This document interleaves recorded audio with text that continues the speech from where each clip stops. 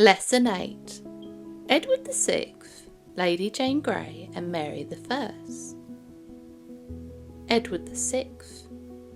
Edward VI was the son of Henry VIII and his third wife, Jane Seymour. Edward was only 9 years old when his father died and he was crowned king.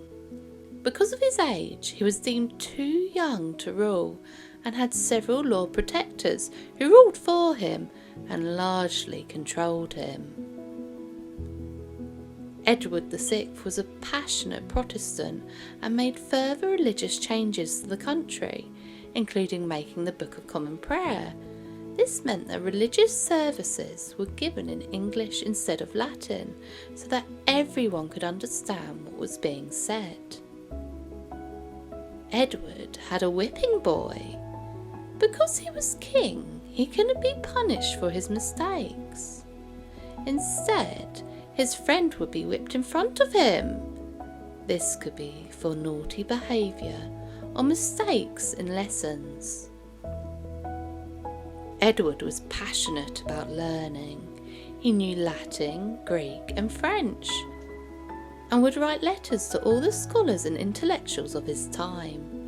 He had an extensive library and enjoyed theology, history and classical literature. Sadly, Edward never got the chance to rule independently.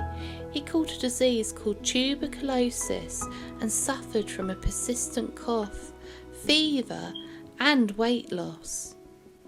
His fingers turned black and it's rumoured that he was treated with arsenic. Terrified that his Catholic sister Mary would reverse all his religious reforms if she became queen, he named his heir to be his Protestant cousin, Lady Jane Grey.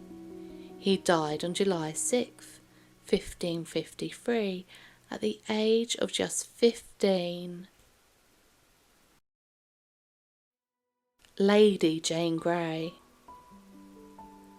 Lady Jane Grey was the shortest ruling monarch in English history. She was queen for only 9 days, and so is known as the 9-Day Queen. She was the great-granddaughter of Henry VII and cousin to Edward VI.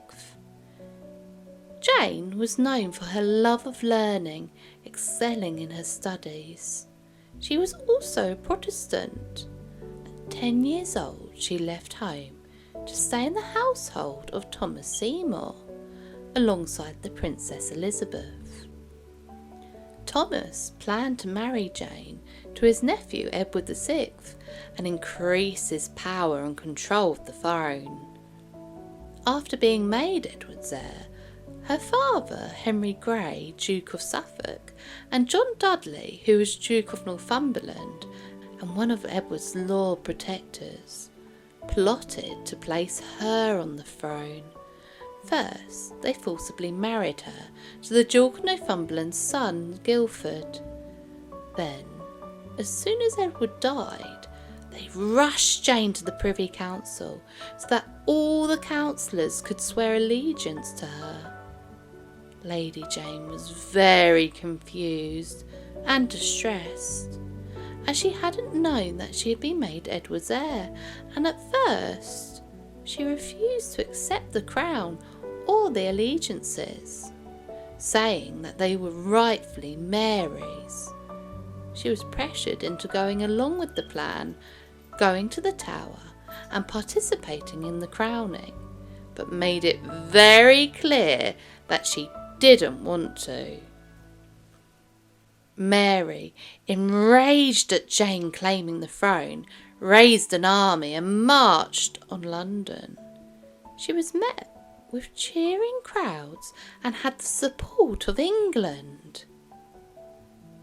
On realising their mistake in underestimating Mary's support, all the Privy Council, including Jane's own father, abandoned Jane and rushed to pledge their support to Mary.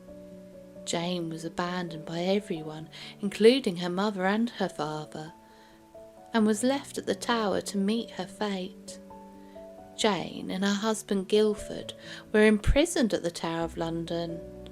At first, Mary I showed them forgiveness, knowing that they had been used as pawns by the councillors.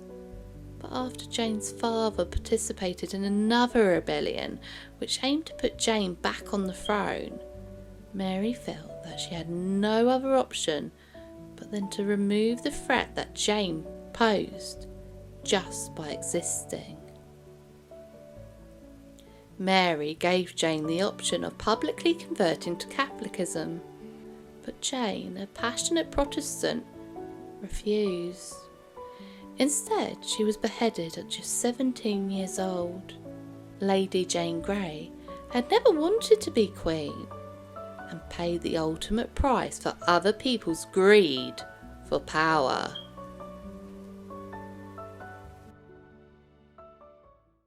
Mary I. Mary I was the daughter of Henry VIII and his first wife, the Spanish princess, Catherine of Aragon. Being their only child, Mary had grown up as the darling of the Tudor court, the centre of attention, and was much beloved by her mother. But after their divorce, Henry declared her illegitimate. He sent her away from court and banned her from ever seeing her mother again. Henry's future wives tried to help heal the relationship between Henry and Mary and bring her back to court. By his death, Henry had reinstated her as a princess. When Mary was first made queen, she was very much loved by the English people, but she quickly became hated and seen as a mad and bad queen who is still nicknamed Bloody Mary even today. Mary was a passionate Catholic and was determined to return the country back to Catholic practices.